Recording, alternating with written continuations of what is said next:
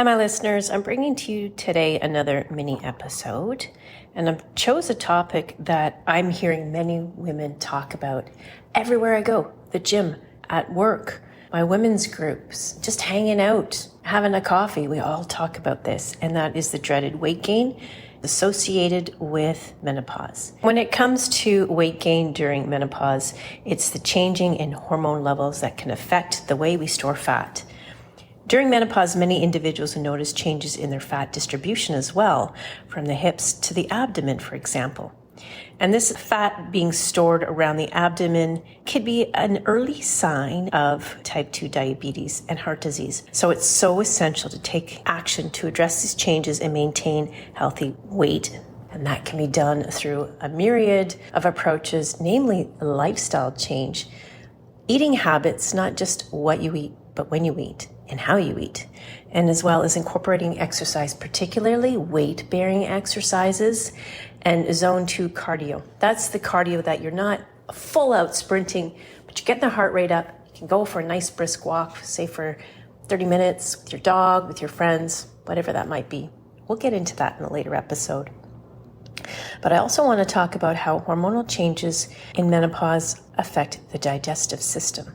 Hormonal fluctuations can influence that delicate balance of the gut microbiome, and that is comprised of trillions of microorganisms that carry out all the functions of the body. They support digestive health and our immune system. And when it's out of whack, it can lead to various digestive symptoms, including, and you may have experienced some, if not all, bloating, wind, constipation, change in bowel habits, and abdominal pain. While many individuals experience weight gain during menopause, academic studies have not yet concluded that there is a clear link between hormonal changes and weight gain. It's so important then to recognize that the various factors such as the aging process and our lifestyle changes, including sugar consumption and alcohol consumption, can impact the weight changes during this phase of life. During perimenopause, the declining levels of circulating estrogen, that's the estrogen that circulates throughout our body and even stored in our fat, can cause rapid changes in the body's fat distribution as well as insulin resistance. Estrogen plays such a crucial role in regulating the metabolism and the weight, particularly the primary form of estrogen, which is called estradiol. Estradiol interacts with other hormones that control metabolism, such as leptin, which regulates hunger and body fat formation. The decline in estrogen levels then can affect our appetite as well as the fat distribution of the body, which I had mentioned earlier. Another hormone to be aware of in the body, and I mentioned this in my last mini episode, and that is cortisol, which is involved in the body's stress response. So as estrogen levels fall, cortisol levels will rise, leading to an increase in things like blood pressure, blood sugar levels, and digestive issues, such as the ones mentioned: bloating, gas, constipation. Estrogen also optimizes the action of insulin, a hormone that controls our blood sugar levels. So when you have high blood sugar levels, it can have adverse effects on various parts of the body systems. Estrogen's decline will significantly impact insulin efficiency as well as our glucose levels. So as the glucose levels rise and we're not active, that glucose, where does it go? If it's not being chewed up by the muscles, that is its primary form of energy, well, it goes to fat stores. So while these hormone changes can influence weight during perimenopause, it's really important to acknowledge that weight changes are also linked to the aging process and lifestyle factors such as exercise, diet, and sleep. As people age, their bodies require less energy than when they were younger. However, they may continue to consume the same amount of caloric intake, or maybe even more, often indulging in big meals, alcohol. And there's especially a prevalence to readily available convenient foods, fast foods that are high in sugar and high in fat. Another factor at play, joint flexibility, which may decrease with age, leading to reduced physical activity and less energy expenditures because we're not active. Joint pain is one of the common perimenopause symptoms. So when you're feeling sore, well, you sometimes just don't want to get up and be active. We're going to address pain, joint pain associated with menopause in a later episode. But if you want to learn more about how to manage pain and upping your dose of omega-3, tune into my second episode with Michaela Morel. She is a body hacker and she unpacks the magic of omegas, omega-3s and omega-6, as well as magnesium and vitamin D. So what can you do about all this? Shifting in weight distribution around the belly. Well, I mentioned it earlier, exercise. Regular exercise is essential for maintaining bone and muscle strength, particularly protecting the joints, getting those joints moving, and of course, managing our weight because we're burning calories. I say aim for aerobic activities like a brisk walk, jogging, swimming, cycling, and start with around 10 minutes if you're not particularly active, and you can gradually work that up. An extra 5 minutes per week or per session, and then aim to get 3 to 4 sessions per week. Strength training, so important. And I've mentioned this before. Kimra here in my previous episode, she gets right into the value, the importance of heavy weightlifting as we age for longevity. Strength training can help reduce body fat. Why? Not just that we're burning calories and strengthening muscles, but as we build more muscles, they're using glucose for its primary fuel source. The more muscle you have in your body, the more glucose you are going to use efficiently rather than store it as fat. Another thing, strength training helps address our decreasing muscle mass and decreasing bone density, which sadly is also associated with estrogen egress. And then I say get into some stretching and some yoga to improve flexibility, coordination, and balance. 3 things that are depleted as we age. And when you lose balance and some coordination and flexibility, you're more prone to falls. One small break can send you in a health crisis because there's more empirical data that shows that longevity after osteoporosis issues, a break, a fall, particularly a pelvic break, is significantly reduced.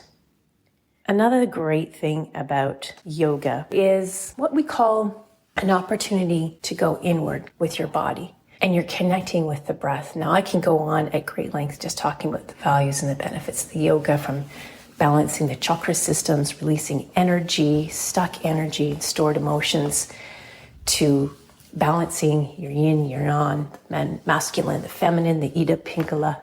But let's just say that yoga is a time for one to really get deep in with their breath.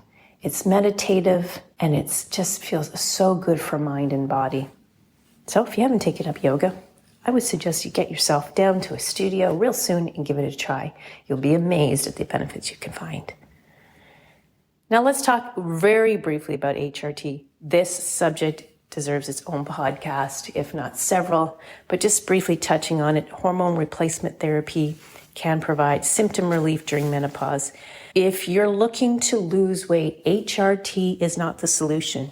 HRT is to improve quality of life, to address sleep issues, to address your hot flashes, to address other cognitive effects associated with the decline in estrogen. If you want to learn more about HRT, I highly recommend you have a listen to my episode with Dr. Fiona Lovely. She is the host of Not Your Mother's Menopause podcast, a very successful podcast. She's based in Calgary, Alberta.